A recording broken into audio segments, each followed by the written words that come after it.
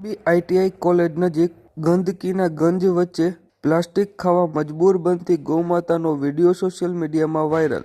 બાબતે પ્રાપ્ત માહિતી મુજબ મોરબી શહેરને આઈટીઆઈ કોલેજ નજીક મોજે મસ્તરામ હોટલની પાછળના ભાગમાં લાંબા સમયથી ગંદકીના ગંજ અને કચરો ઠાલવવામાં આવતો હોય, જેમાં અનેક ગૌમાતાઓ ખોરાકની તલાશમાં પ્લાસ્ટિક ખાવા મજબૂર બની હોય, જે બાબતે અગાઉ અનેકવાર જવાબદાર તંત્રને રજૂઆતો બાદ પણ સમસ્યાનું નિવારણ ન થતાં ગૌરક્ષક રાજ ગોસ્વામી દ્વારા બાબતનો વિડીયો ઉતારી સોમવારે બપોરે 12 વાગ્યાથી સોશિયલ મીડિયામાં વાયરલ કરી તંત્ર સમક્ષ આ સમસ્યાનું નિવારણ લાવવા માટે માંગ કરવામાં આવી છે.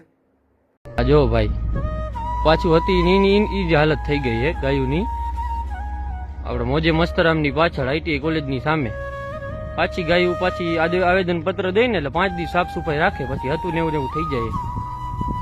મોરબીના ધારાસભ્ય લગીના કાંતિભાઈ અમૃતિયા લગીને એને વિડીયો પોગાડો અને આના ઉપર કાયદેસરની કાર્યવાહી કરો. આમાંથી બ્લેડું એટલી વાર નીકળે, ગાયું ખાય એના બધાય પુરાવા હે, બધાય વિડીયો અમે સરકારશ્રીને આપ્યા હે, તોય આના ઉપર કેમ કાયદેસર કાર્યવાહી નથી થતી? એનું કારણ શું? મારું નામ રાજ ગોસ્વામી, એકતા લક્ષ, એવીજીપી દિલ્હી ગૌરક્ષક દળ, હિન્દુ યુવા વાહિની ગ્રુપ.